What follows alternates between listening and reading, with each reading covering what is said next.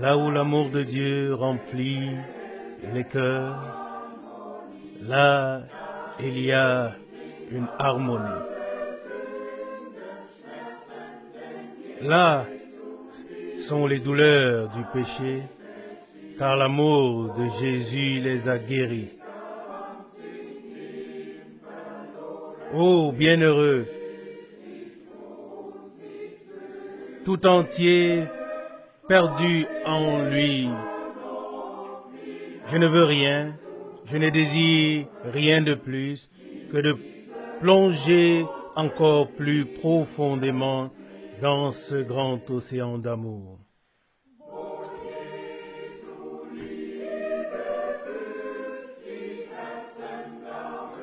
Là où l'amour de Jésus remplit les cœurs, là cesse l'amour propre.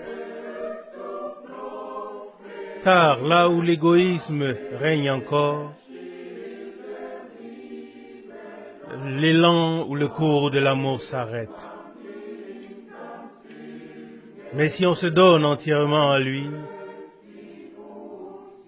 alors l'amour coule en nous avec douceur et nous rend toujours plus clairs et plus purs jusqu'à ce que l'image de l'agneau rayonne en nous.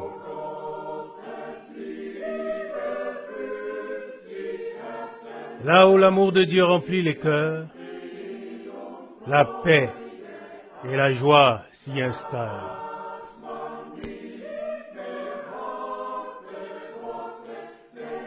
Alors, on n'a plus de mots durs, car l'amour de Jésus nous rend petits. Il veut se transfigurer, se manifester entièrement en nous, jusqu'à ce que notre image lui soit complètement semblable. Ô but glorieux, la couronne nous attend si nous atteignons grâce à l'amour de Dieu, si nous atteignons le but grâce à l'amour de Dieu. Ô bienheureux, éternel amour de Dieu qui se révèle en Jésus et qui, ô miracle de toute grâce, s'est aussi répandu sur moi. Ô Jésus, fais brûler encore plus fort le feu de l'ardeur de ton amour, afin que chacun puisse reconnaître que c'est ton esprit qui repose sur nous. Amen. Bien-aimés frères et sœurs dans le Seigneur, nous saluons tous chaleureusement ceux qui maintenant sont connectés pour écouter et voir la parole de ce jour. Il a plu au Seigneur de reprendre son serviteur à la maison. Mais comme il l'a promis, et nous allons le lire dans l'évangile de Jean, comme il nous l'a promis, le Seigneur ne nous a pas laissés orphelins. Car nous avons de la nourriture en abondance, sous forme écrite, mais aussi sous forme de cassettes audio, et nous pouvons nous approvisionner en tout ce dont nous avons besoin. En plus de cela, le Seigneur nous a envoyé son esprit, comme il l'a promis dans l'évangile de Jean. Lisons-le ensemble de Jean, évangile de Jean, chapitre 14, verset 15 jusqu'au verset 26. Évangile de Jean, chapitre 14, à partir du verset 15 jusqu'au verset 26. si vous m'aimez, vous garderez mes commandements. Et je prierai le Père. Et je prierai le Père, et il vous donnera un autre consolateur, afin qu'il demeure éternellement en vous. L'Esprit de vérité que le monde ne peut pas recevoir, parce qu'il ne le voit pas et ne le connaît pas. Mais vous, vous le connaissez, car il demeure en vous, et il sera en vous. Je ne vous laisse pas orphelin, je viens à vous. Encore un peu de temps, et le monde, oui, le monde ne me verra plus. Mais vous, vous me verrez, vous me voyez, pardon, et vous vivrez aussi. En ce jour-là, vous connaîtrez que je suis en mon Père, et que vous êtes en moi, et que je suis en vous. Celui qui a mes commandements et qui les garde, c'est celui qui m'aime. Et celui qui m'aime sera aimé de mon Père, et je l'aimerai, et je me ferai connaître à lui. Verset 22. Jude, non pas Iscariote, lui dit, Seigneur, d'où vient que tu te feras connaître à nous et non au monde? Jésus lui répondit, verset 23, si quelqu'un m'aime, il gardera ma parole, et mon Père l'aimera, et nous viendrons à lui, et nous ferons notre demeure en lui. Verset 24, celui qui ne m'aime pas et qui ne garde pas mes paroles, et la parole que vous entendez n'est pas de moi, mais du Père qui m'a envoyé. Je vous ai dit ces choses pendant que je suis avec vous. Verset 26, mais le consolateur, le Saint-Esprit, que le Père enverra en mon nom, vous enseignera toutes choses et vous rappellera tout ce que je vous ai dit. Amen. Ici, nous voyons aussi les parallèles avec Frère Franck, bien qu'il nous manque en tant qu'être humain. Le Seigneur ne nous a pas laissés orphelins. Il nous a donné son esprit qui nous conduit dans toute la vérité.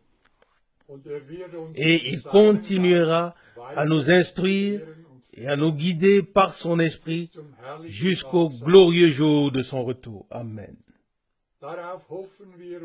Oui, c'est ce que nous espérons et nous persévérons dans la foi que le Seigneur mènera tout à bonne fin dans son Église. Prions maintenant ensemble et pour cela nous nous levons. Fidèle Père Céleste, à toi soit la louange et le remerciement, l'honneur, la gloire et l'adoration pour toute ta bonté, pour toute ta fidélité, pour tout ton soutien que tu nous accordes. Seigneur, nous te remercions pour de telles paroles que nous venons de lire. Nous ne sommes pas laissés seuls, mais tu nous as envoyé ton esprit qui nous conduit dans toute la vérité. Bénis-nous en ce jour. Bénis tous ceux qui écoutent et qui regardent, sois en toutes choses présent. Seigneur, nous te remercions de ce que tu as préparé une puissante bénédiction issue de ta parole et nous louons et glorifions ton merveilleux nom de Jésus. Bénis-nous maintenant de la richesse de ta grâce. Amen. Amen. Quelle consolation va dans nos cœurs. Bientôt, bientôt, oh, comme ce sera beau, nous y entrerons avec des cris de joie. glorieux matin glorreicher quand Morgen, Jésus viendra. wenn Jesus kommt. Wenn all die Sänger Quand tous les und all die chantres Erlösten überhaupt et tous les dort rachetés y eingehen entreront werden und zu des et chanteront à la Herrn gloire Ehre du singen, Seigneur, qu'est-ce que was ce wird sera? das sein? Was Qu'est-ce wird que das ce sein? sera? Alors nous Da werden wir parlerons eine Sprache sprechen. une seule langue. Bruder Kupfer Frère braucht Kupfer dort n'aura nicht plus mehr zu besoin de übersetzen. traduire là-bas. Alle werden die Tous Sprache parleront la langue de Kanaans Canaan, sprechen. comme ce sera Wie merveilleux. wunderbar. Et imaginez-vous, Stellt euch vor, das ce sera wird bald sein. pour bientôt, Bald sein. bientôt. Et par Aus grâce, Gnaden nous pouvons dürfen wir faire zu partie denen zählen, de ceux die Gott que herausgerufen, Dieu a appelés à sortir et deren dont sich erbarmt il a eu hat, miséricorde. Il hat nous a uns témoigné Liebe l'amour, erwiesen, de sorte que nous sodass puissions wir venir zu ihm à kommen lui. durften, Et parce qu'il nous a aimés le weil premier, uns zuerst geliebt hat, nous pouvons nous dürfen auch aussi wir l'aimer de tout von cœur. Herzen lieben. Ich wünschte, Et j'aurais dass souhaité diese que cet Liebe zu amour Gott pour Dieu in uns puisse devenir so si innig intime en werden nous, könnte, wie sie de von la même manière uns que son amour zu pour uns nous war. a été. Au fond, Es ist im Grunde c'est le même genommen amour. die gleiche Liebe. Mais imaginez-vous, Aber stellt euch vor, si cet amour de Dieu wenn diese Liebe Gottes pouvait être si profond von uns en nous ihm sein könnte, à son égard, wie sie de la même manière zu uns que war. lui, il nous a aimés. Was wäre dann Qu'est-ce qui sera alors dans nos cœurs et dans nos vies? in unserem Que Leben? se passera-t-il? Der Herr Le sagt, Seigneur dit, à daran ceci le monde entier reconnaîtra que vous êtes mes meine Jünger disciples seid, si so vous ihr vous aimez Liebe les uns les autres. untereinander habt. Selon Jean 13, verset 35. Reine, Un göttliche amour Liebe, divin die pur über alles qui transcende tout ce qui est humain. Je me le souhaite. Ich wünsche es ihm. Les Saintes Écritures disent, Die Heilige Schrift l'amour de Dieu die Liebe Gottes est répandu dans nos cœurs, ausgegossen. a été répandu dans nos cœurs par le Saint-Esprit. Romains 5, verset 5. Es gibt viele, Il y a beaucoup qui die disent sagen, avoir den reçu Heiligen Geist le Saint-Esprit. empfangen zu haben. Mais si cet amour Aber wenn divin diese göttliche Liebe n'est pas nicht le die moteur, Triebkraft ist, et si und cet wenn sie amour überhaupt manque, fehlt, alors dann wird sogar même le das fait de Beten parler dans les langues anciennes et nouvelles devient comme un airain qui résonne und einer klingenden et Stimme, une cloche dann qui hat es retentit. kein Gewicht mehr. Cela n'a plus aucune valeur, aucun poids. Wenn etwas so klingt, Et vous savez bien das que si Gefäß quelque leer chose sonne ainsi, alors c'est que c'est Nur un Gefäße, vase, un tonneau heiliger vide. Meister, doch gefüllt mit deinem Maître sacré, nous ne sommes que des vases, dass ihr euch mais des alle vases wohlfühlt, remplis de ta puissance. dass ihr euch J'espère que vous vous dessen sentez tous bewusst à l'aise, seid, que vous êtes conscients d'être les bienvenus en ce lieu. Nous ne sommes pas des personnes Menschen, qui font beaucoup die nun viel d'ambiance Umrahmung einem autour d'un service divin, car weil wir den nous attachons Wert, la plus grande importance à la proclamation. aber wir Mais nous nous réjouissons chaque freuen fois uns jedes Mal, que wenn wir nous vous euch retrouvons, hier wieder où nous sehen. pouvons vous revoir, vous tous. Wie hat Bruder Branham gesagt, Comme l'a dit le frère Branham, il doit Atmosphäre sein. avoir ou y avoir la bonne atmosphère. Tout doit être en accord. La doctrine, Überhaupt la vie, alles, was tout zur ce qui fait Gemeinde partie de und l'Église zum Reich Gottes et du royaume de Dieu doit être en accord, und mit dem oui, Worte Gottes en accord übereinstimmen und avec les uns et avec les autres et avec la parole de Dieu et être dans cette harmonie divine. die hier waren Tout gesagt, doit être dans cette unser harmonie divine. Bestreben ist es, Nous l'avons déjà dit zu hier einer aux jeunes qui étaient ici. Gemeinde Notre but est de devenir une assemblée biblique telle qu'elle était dans le christianisme Wir sind dann primitif. so ehrlich und Et nous sagen, avons alors l'honnêteté de dire que nous ne sommes pas encore arrivés mais que nous sommes encore en route. Mais nous sommes en chemin. Nous ne voulons pas nous arrêter spirituellement, mais nous voulons aller de l'avant avec l'aide de Dieu jusqu'à ce que nous ayons vu la dernière promesse s'accomplir. Rien ne restera sans accomplissement de tout ce que le Seigneur nous a promis. Nous avons lu et écouté les 37 versets du psaume 37 et il y avait un certain nombre d'expressions clés, si certains peuvent le qualifier ainsi. Et on ne peut que s'émerveiller de la sagesse de Dieu. La sagesse qui englobe tout et tient compte de chaque point. Où trouverait-on une question biblique qui ne trouve pas de réponse dans la Bible ou de la Bible? Dieu a pourvu pour tout. Il a pensé à tout. Le plus important est que nous aussi, nous puissions prendre au sérieux les paroles. Psaume 37, verset 5, ou bien Psaume 35, verset 3, 37, verset 3, mets ta confiance dans le Seigneur et fais le bien. Quelle parole! Oh, la condition et la promesse sont toujours liées ensemble. Verset 4, fais du Seigneur tes délices et il te donnera ce que ton cœur désire. Verset 5, recommande tes voies au Seigneur et confie-toi en lui, il agira. Amen. Parfois, sur notre chemin, nous ne voyons plus comment les choses doivent ou peuvent continuer. Et alors, une telle parole de réconfort vient à nous.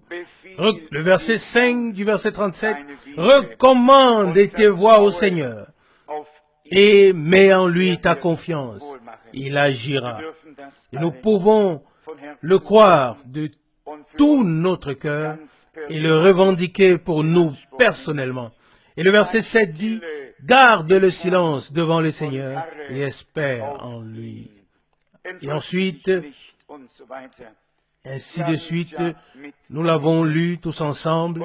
Je voulais peut-être encore lire 2 passages bibliques, mais en considérant l'un avant l'autre,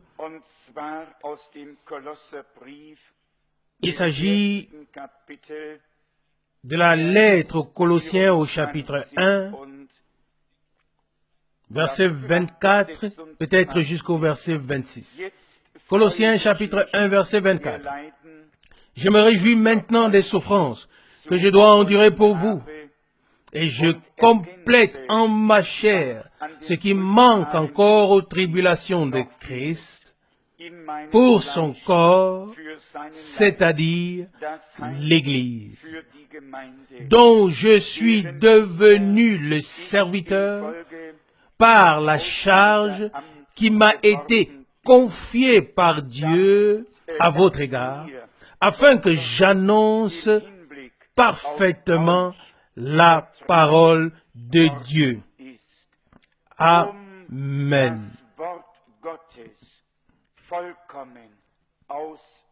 Arrêtons-nous un peu ici. Paul se savait avoir été placé au service de Dieu dans l'Église.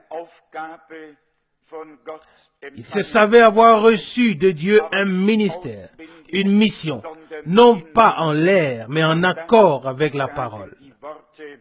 Et c'est ce que signifient les mots qu'il a exprimés pour annoncer parfaitement la parole de Dieu. C'est la fin du verset 25, Colossiens 1. Dieu fait toutes choses conformément à sa parole.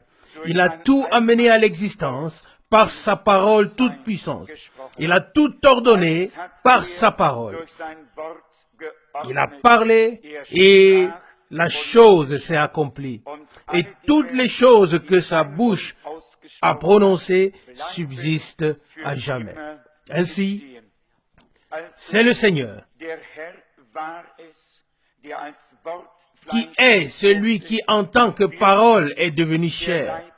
Nous sommes maintenant le corps du Seigneur, l'Église. Et la parole de Dieu doit pouvoir prendre forme en nous.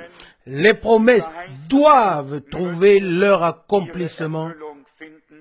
Et comme il a été exprimé ici au verset 25 de Colossiens, chapitre 1, dont l'Église, dont je suis devenu le serviteur par la charge qui m'a été confiée par Dieu à votre égard, afin que j'annonce parfaitement la parole de Dieu. Amen.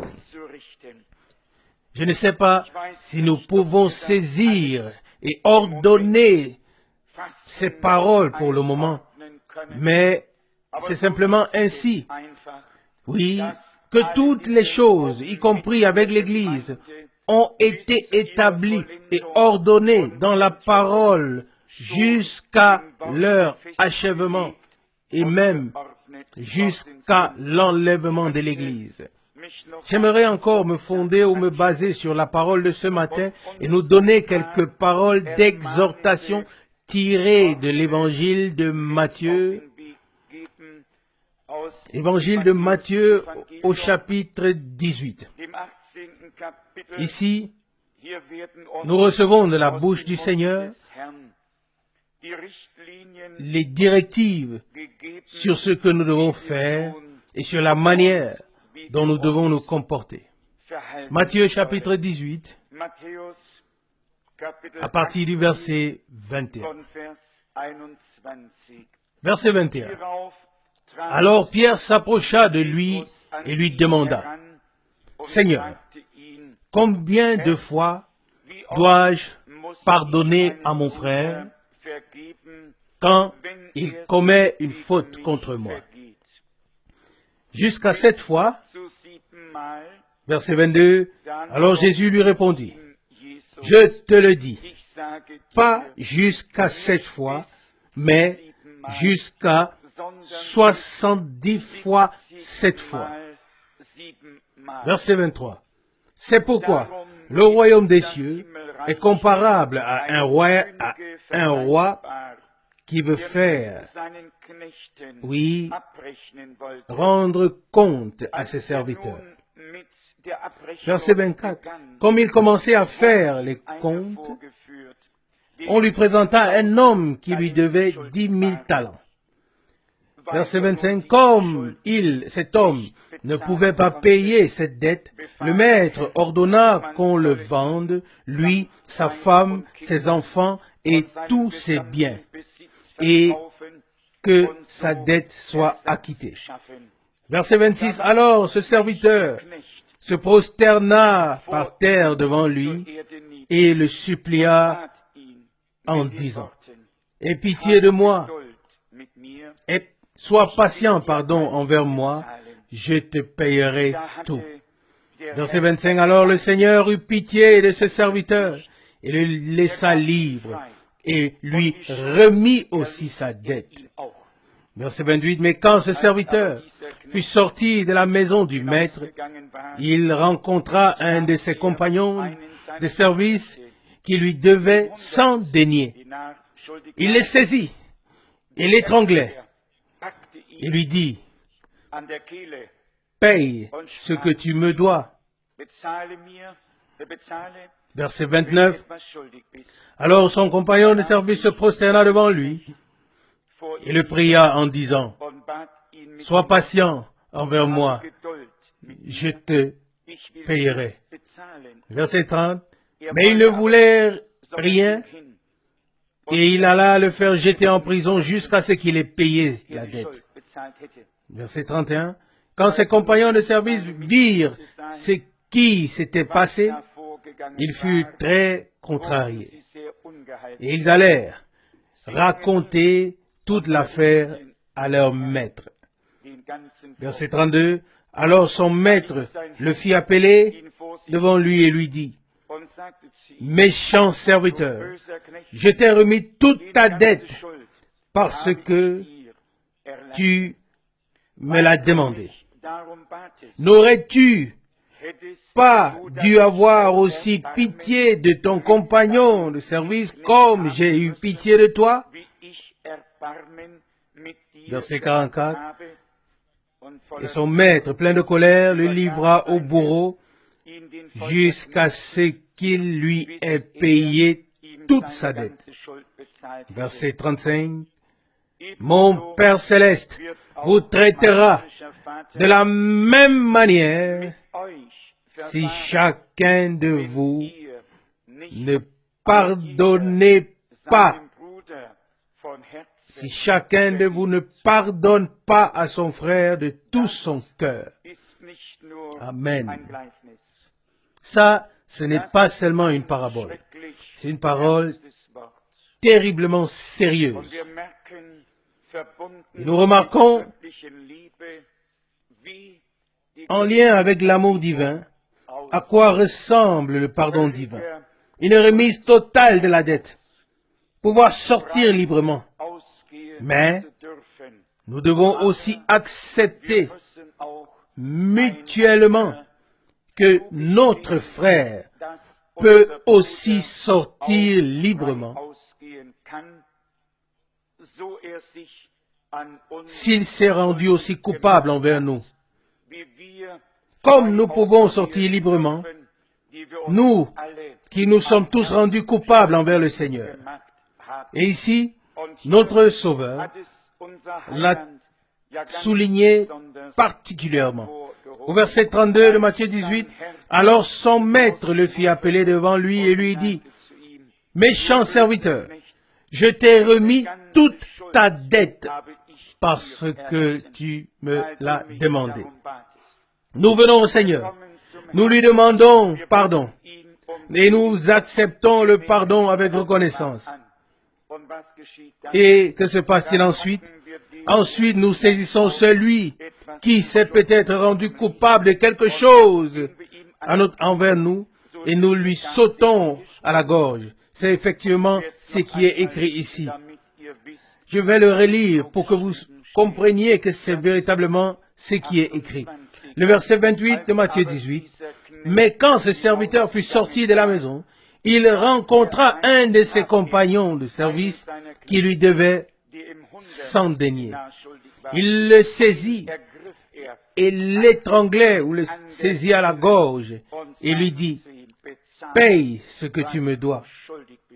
On peut voir que cet homme n'avait rien compris de l'amour de Dieu. Il n'avait rien compris de la rémission des péchés. Il n'avait rien compris du pardon. Il ne savait même pas que la grâce lui avait été accordée. Sinon, il n'aurait pas agi de la sorte avec son compagnon ou son confrère. Bien sûr, l'un ne s'en prend pas littéralement à l'autre, ou bien ne le saisit pas directement à la gorge, mais cela peut parfois arriver et je pense qu'il y a ici une très grande leçon. Je veux dire qu'il nous arrive de nous compter mutuellement des choses et nous ne devons absolument pas le faire. Comme Dieu ne nous a rien imputé, ne nous a rien compté en Christ, mais il a fondamentalement pardonné toutes nos fautes. La faute de l'un était minime par rapport à la faute de l'autre. Il s'agissait de 10 000 talents. Et ici, il s'agissait de combien? De 100. 100 deniers. Il faut bien que nous puissions nous le représenter. Qu'est-ce qui a été remis, donné et pardonné à l'un? Et au lieu d'être heureux, de sauter et de bondir, de se réjouir, oui, il va Et il s'accroche à la gorge de son confrère et lui dit, écoute-moi maintenant, c'est ton tour. Au lieu de se réjouir de ce il a été gracié et de ce que sa culpabilité a été annulée. Oh, je ne sais pas si nous sommes d'avis que le Seigneur parle à d'autres personnes ou si nous pouvons croire qu'il s'adresse aujourd'hui à toi, à moi, par cette parole, comme il a parlé en ce temps à ses disciples et aux foules, il nous parle aujourd'hui. Si nous arrivons au point où une parole de Dieu n'a plus rien à nous dire et que nous passons outre, oh bien-aimés, alors le niveau d'alerte est déjà très élevé. Que nous puissions revenir au temps où chaque parole de Dieu nous interpelle et que tout ce que nous lisons dans la Bible ait à nouveau quelque chose à nous dire. C'est ainsi que nous trouverons aussi comment nous comporter avec Dieu, comment Dieu le fait avec nous et comment nous devons nous comporter avec notre prochain et notre prochain avec nous. Apprenons donc la leçon de ce récit que le Seigneur nous a laissé ici, à savoir que nous ne pardonnons pas seulement 7 fois, mais 70 fois 7 fois. Et c'est vraiment beaucoup. Qui en est capable? Seulement celui à qui rien n'a été imputé, car il n'impute lui aussi rien à son ami, à son frère, à son compagnon ou confrère. Ça, c'est le vrai pardon. Ne rien imputer à son frère, ne rien inscrire d'emblée sur son compte des dettes, mais simplement redonner ce pardon que Dieu nous a donné et le mettre en pratique dans notre vie. Cela importe, bien sûr. Oui, cela implique bien sûr que nous ne prenions pas seulement à cœur ce qui est écrit dans le premier chapitre de 2 Pierre, mais que nous demandions à Dieu que cela puisse devenir une réalité divine en nous. 2 Pierre, chapitre 1, à partir du verset 3. Sa divine puissance nous a en effet donné tout ce qui contribue à la vie et à la piété par la connaissance de celui qui nous a appelés par sa propre gloire et par sa vertu. Verset 4. Par elle, c'est par elle qu'il nous a donné les précieuses et très importantes promesses, afin que par elle, vous échappiez à la corruption qui règne dans le monde par suite de la convoitise des sens et que vous deveniez participants de la nature divine. Ce verset est d'une importance capitale. Échapper à ce qui veut nous entraîner dans la perdition, avoir part à la nature divine. Et ce n'est pas une chose sur laquelle on peut philosopher. C'est quelque chose que nous expérimentons, que nous devons recevoir. Pourquoi est-il écrit dans les Actes des Apôtres, ou c'est sans doute peut-être dans Luc, nous sommes de race divine. Oui, ou bien dans la Bible en français, c'est de lui que nous sommes la race. Acte 17, 28. Paul l'a également mentionné. Si nous sommes nés de Dieu, nous devons porter les caractéristiques, oui, de notre Père céleste. Dans le langage populaire, on dit que les enfants ressemblent rarement à d'autres personnes qu'à leurs parents. Mais spirituellement, les enfants de Dieu ressemblent à leur Père. Et notre Père est au ciel. Et nous aimerons que la semence de la parole tombe en nous et que l'Esprit de Dieu puisse faire vivifier cette semence. Amen. Nous aimerons que la semence de la parole de Dieu tombe en nous et que l'Esprit de Dieu puisse vivifier cette semence divine en nous afin que nous puissions nous aussi devenir participants de la nature divine. Sinon, toute notre vie sera remplie de bonnes intentions et au bout de nos bonnes intentions, il n'y aura que de la ruine. Nous devons faire notre expérience, une expérience qui doit être profonde et complète avec Dieu, devenir participant de la nature divine.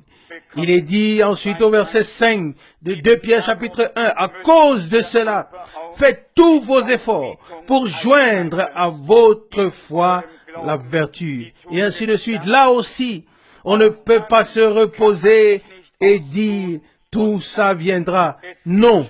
Nous avons alors en nous un désir profond que non seulement, oui, nous voulons devenir participants de la nature divine, mais que toutes les caractéristiques telles qu'elles ont été manifestées dans la vie de Jésus, que toutes ces caractéristiques puissent aussi être manifestées par notre vie.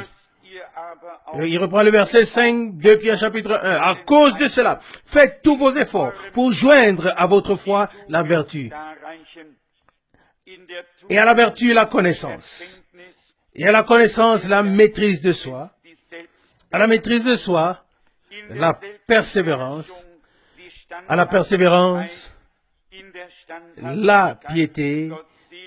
À la piété, l'amour fraternel. Et à l'amour fraternel, l'amour général. Ça, c'est le registre qui nous est présenté ici.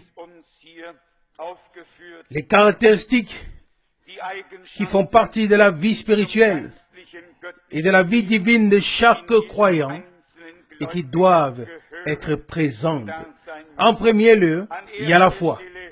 Car sans la foi, on ne peut faire aucun pas en avant.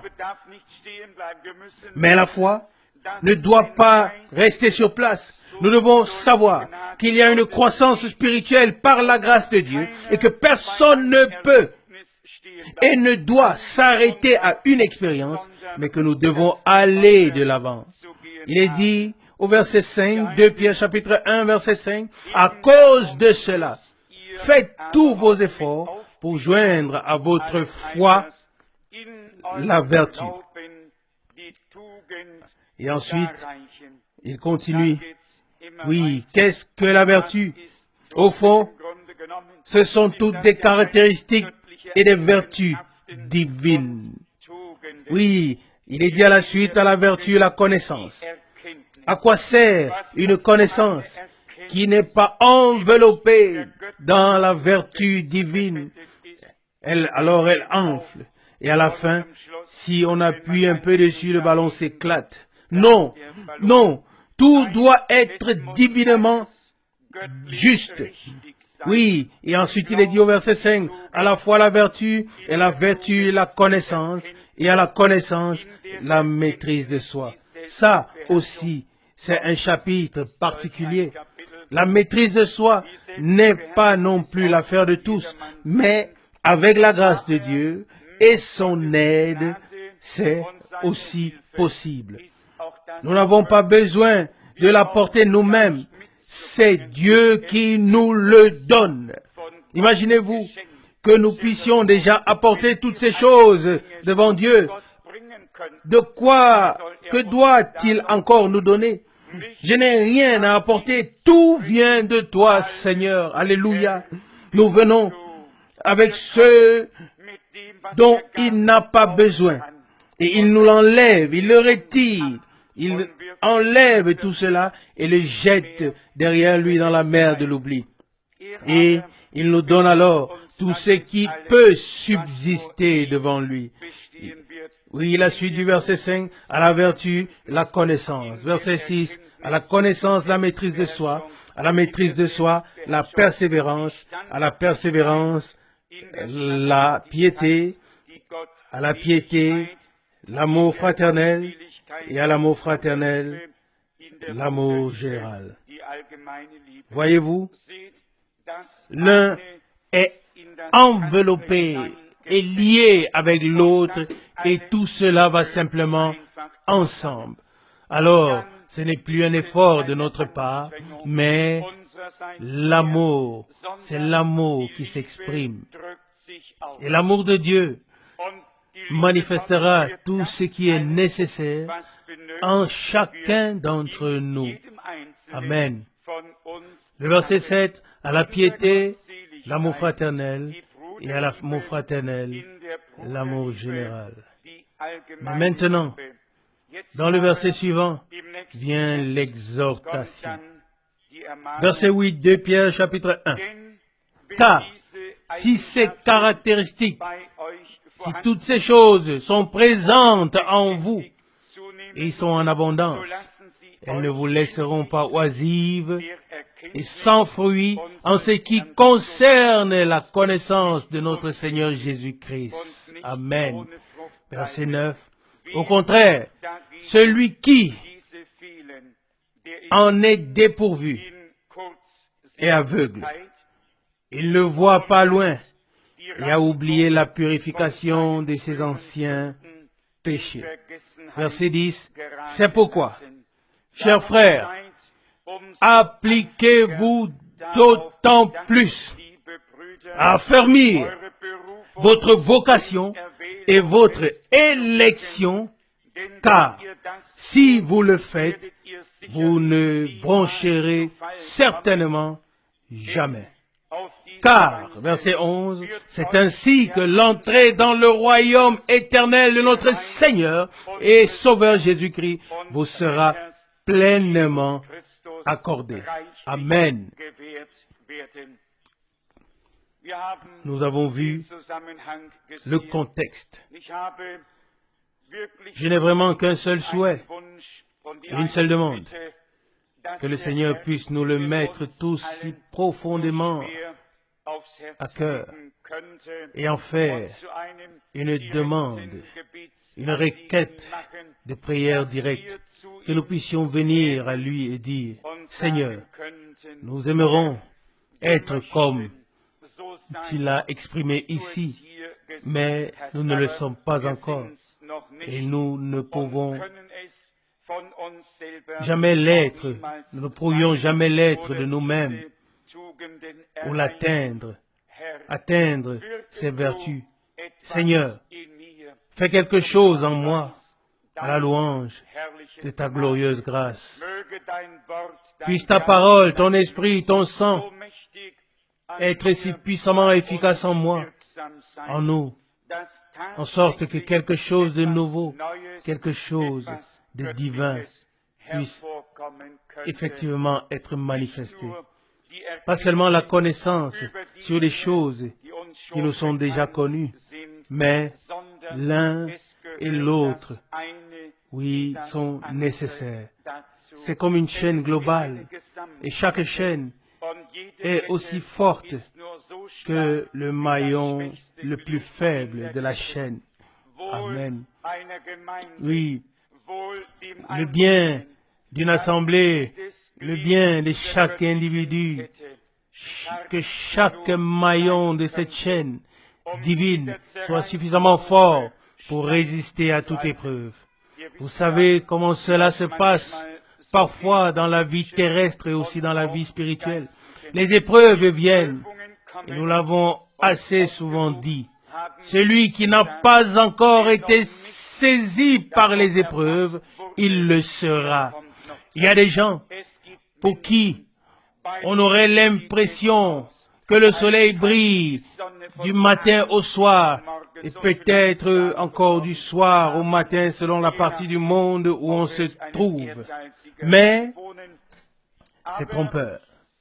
Un jour, l'épreuve s'abat sur chacun de nous. Un jour, chacun sera purifié, frappé. La vie d'un homme ne se déroule pas aussi simplement comme si c'était sur un lit de roses. Mais à côté des belles roses, il y a toujours quelques épines et il faut bien faire attention. Le parfum est doux, mais l'épine qui se trouve à côté n'est pas aussi doux. Préparons-nous à cela. Celui qui n'a pas encore eu à passer par les épreuves les aura, l'un d'une manière et l'autre d'une autre manière. Celui qui n'a pas encore été humilié le sera. Véritablement, tout ce que Dieu a prévu pour nous arrivera. Parfois, cela ne se fait pas sans certaines choses, car rien ne vient tout seul. Même dans les épreuves, les hommes de Dieu ont été éprouvés jusqu'à la fin de leur vie. Pensons à ceux qui étaient dans la fosse aux lions, ou dans la fournaise ardente, ou à tous les hommes de Dieu, et aux épreuves qu'ils ont eu à surmonter. Et nous savons qu'ils pouvaient dire, même si notre Dieu ne nous préserve pas et ne nous délivre pas, alors sache, Nebuchadnezzar, que ce qui a été érigé par la main de l'homme n'est pas du Dieu vivant que nous servons. C'est une idole. Et nous ne nous prosternerons pas devant cette idole. Selon Daniel 3, verset 17.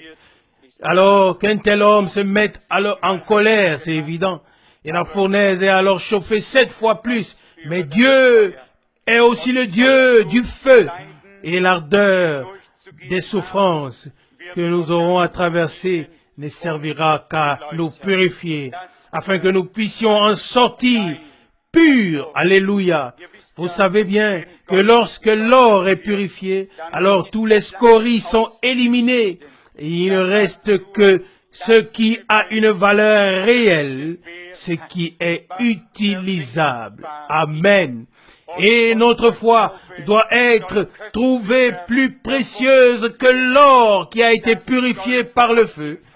Et il est dit dans la lettre aux églises, à l'église de Laodicée, chapitre 3, verset 18, « Je te conseille d'acheter de moi l'or, et l'or de Dieu est certainement purifié 7 fois. » Alors, prenons ces choses à cœur. Une fois que, d'un côté, que l'amour de Dieu pour nous s'est manifesté dans le pardon total, dans la remission totale de notre dette, la lettre de condamnation, de culpabilité a été déchirée, le mur de séparation a été ôté, que celui qui a reçu le pardon puisse aussi le retransmettre à d'autres. J'ai dû encore une fois penser à ce dernier verset, qui est en fait déjà comme un jugement. Le verset 35, nous l'avons aussi lu. Matthieu 18, verset 35. Mais pour qu'ils ne disparaissent pas de nos cœurs et de nos mémoires, je vais le lire encore une fois. Matthieu 18, verset 35. Mon Père Céleste vous traitera de la même manière si chacun de vous ne pardonne pas à son frère de tout son cœur. Amen. Et celui qui a pardonné de tout son cœur peut continuer à aimer de tout son cœur. Et celui qui peut continuer à aimer de tout son cœur peut aussi continuer à pardonner 7 fois, 70 fois. Vous savez bien ce qu'il en est de nous tous. Un jour, oui, c'est celui-ci qui se précipite. Un autre jour, c'est l'autre qui se précipite.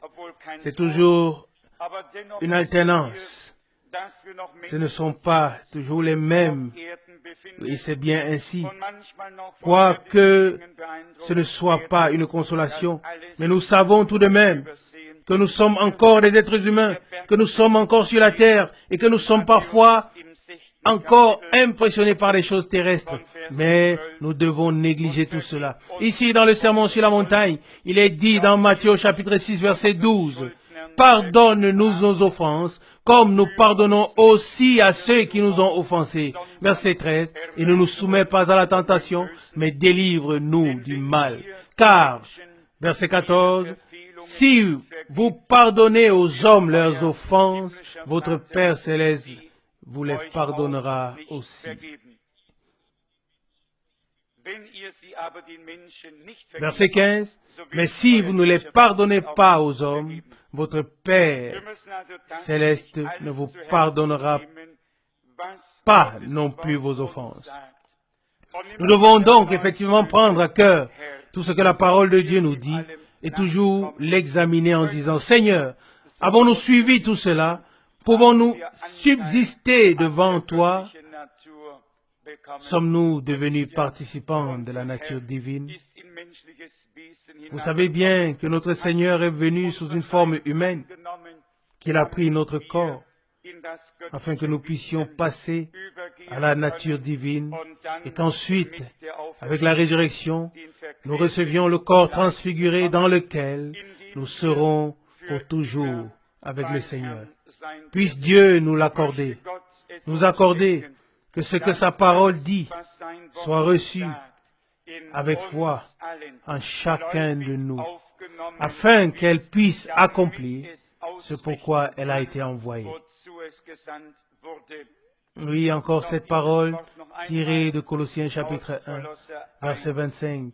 Oui, l'Église dont je suis devenu le serviteur par la charge qui m'a été confiée par Dieu à votre égard, afin que j'annonce parfaitement la parole de Dieu. Oui, la parole de Dieu est parfaite. Dieu l'a révélée de manière parfaite.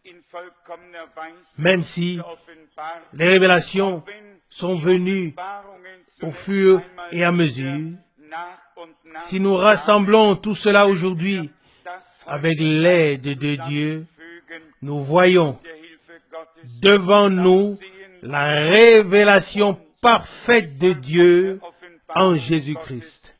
Nous voyons devant nous la révélation parfaite de sa parole et de sa volonté. Et dans la foi, nous voyons déjà devant nous la manifestation des enfants de Dieu, au sujet dont il est parlé dans Romains chapitre 8, oui, en montrant que toute la création soupire en attendant la manifestation des enfants de Dieu. Nous sommes déjà enfants de Dieu, mais il faut que cela soit vu comme il le faut, que cela soit manifesté. Et vous savez bien que le mot révélation signifie apocalypse, ou bien le mot apocalypse signifie révélation. Je ne connais pas le grec. Ne vous inquiétez pas. Je ne l'apprendrai jamais. Mais le mot révélation, le mot est simple. Révélation, dévoilement, révélation ou apocalypse, dévoilement.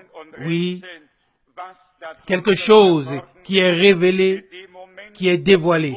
Si la Bible était recouverte de ce mouchoir et qu'il fallait deviner ce qui se cache en dessous, au moment où la révélation vient, plus personne n'a besoin de deviner ni d'imaginer. Tout le monde saura alors ce qui a été révélé. Bien-aimé, si Paul écrivait déjà à l'époque, poussé par l'Esprit, que toute la création soupire attendant le jour où les enfants de Dieu seraient manifestés, les fils de Dieu, c'est-à-dire que cela soit donné dans le texte. C'est ainsi que cela est donné dans le texte original, les fils de Dieu. Vous savez ce que cela signifie. La pleine maturité en Jésus-Christ.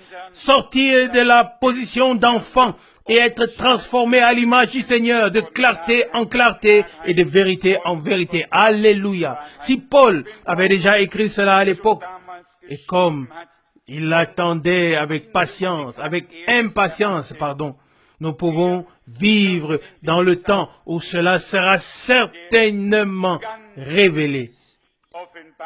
une chose est certaine à 100%, c'est que tout ce qui doit arriver arrivera dans cette génération. Mais il est tout aussi certain que personne ne sait combien de temps cette génération durera. Je veux le mentionner, oui, et le dire intentionnellement de cette manière claire et nette, pas que quelqu'un sorte d'ici et se mette à calculer et à dire oui, cette génération a commencé en 1946, 1948, 1930 ou 33. Tout cela n'importe pas. Une seule chose m'intéresse. Nous sommes la génération dans laquelle la prophétie biblique trouve son accomplissement. Et notre Seigneur a dit, quand vous verrez toutes ces choses commencer à arriver, relevez vos têtes, car vous savez que votre rédemption approche. Amen. Nous n'avons rien à calculer. Et je suis reconnaissant que cela ait été ma matière la plus terrible à l'école.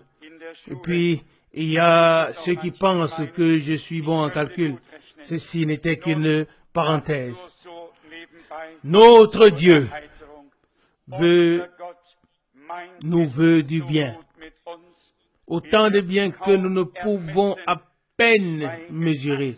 Nous ne pouvons pas le mesurer, et encore moins le comprendre. Et il veillera à ce qu'à la fin, une glorieuse épouse parole, remplie de l'Esprit de Dieu, transformée à l'image de notre Seigneur, soit amenée à la rencontre de l'époux, comme une épouse parée pour qu'elle soit enlevée à la rencontre de l'époux sur les nuées célestes. Alléluia! Je ne sais pas s'il faut encore, oui, quelqu'un qui nous précède ou nous guide. Notre Seigneur, qui est descendu pour nous racheter, a prononcé ces paroles. Je bâtirai mon église et les portes du séjour des morts ne prévaudront point contre elle. Selon Matthieu 16, verset 18. Et il a dit aussi, je m'en vais vous préparer une place et je reviendrai et je vous prendrai avec moi afin que là où je suis, vous y soyez aussi. Jean 14, verset 2. Il reviendra bientôt. C'est par ces paroles que nous devons ou nous pouvons nous consoler les uns les autres. Utilisons le temps qui nous reste encore pour nous approcher du Seigneur afin d'être préparés. Et lorsque le Seigneur viendra, oui, nous ne serons vraiment plus retenus par quoi que ce soit sur cette terre, mais nous serons totalement détachés. Comme le compositeur de cantique le chante. Arrache-moi de la terre, rends ma foi grande. Donne-moi des sentiments justes. Prends-moi tout entier, mon Jésus. Alléluia. Que Dieu puisse utiliser le dernier message qu'il a envoyé, non seulement pour nous appeler à sortir, mais aussi pour nous donner tout ce qui a été promis dans cette parole. Amen. Et puisse l'Esprit faire de cette parole une réalité vivante. Christ en nous, alors, sera l'espérance de la gloire. Selon Colossiens 1, verset 27. Le plein salut, le plein pardon, uni avec Dieu, ayant reçu l'amour éternel, lui appartenant pour toujours. Alléluia. Laissez-moi conclure avec ceci. Que l'amour que Dieu avait pour nous, qu'il a poussé à nous racheter, que cet amour soit en nous tous, pour lui et aussi les uns pour les autres. Et si cet amour divin est en nous, alors vous savez ce qui est écrit dans 1 Corinthiens chapitre 13.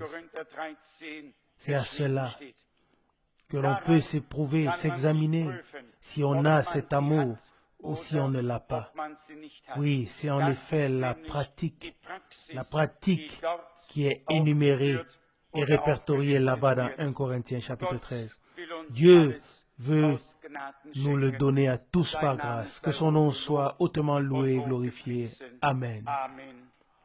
Levons-nous et remercions le Seigneur de tout cœur pour chacune de ses paroles, pour chaque promesse, pour tout. Et nous voulons le faire dans la foi. Oui, même les requêtes, nous allons les présenter au Seigneur qui est capable de faire toutes choses. Il n'y a rien qu'il ne puisse faire. Et nous l'avons aussi entendu. Oui, entendu que nous avons accès à lui par la foi et que tout est possible. Père Céleste, je te remercie de tout cœur de ce que tu nous permets de nous rassembler devant ta face.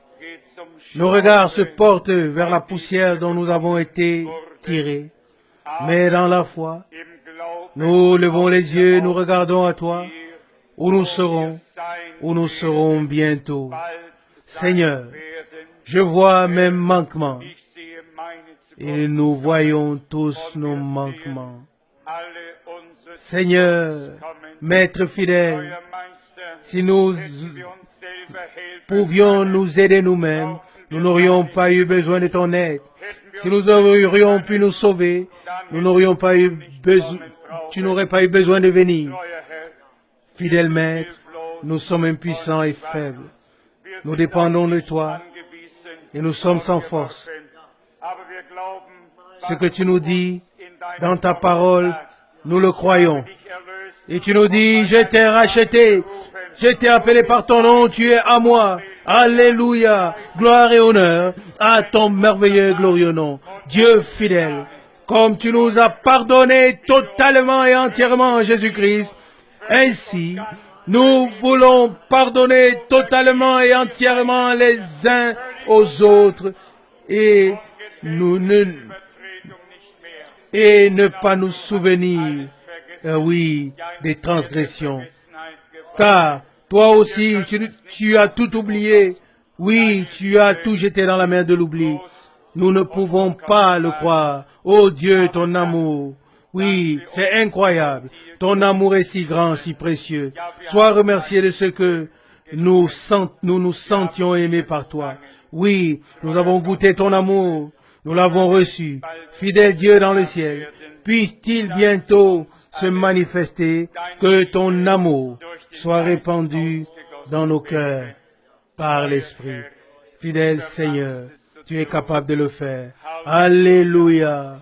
Honneur, honneur à ton merveilleux et saint nom. Alléluia. Alléluia. Gloire à Dieu. Amen.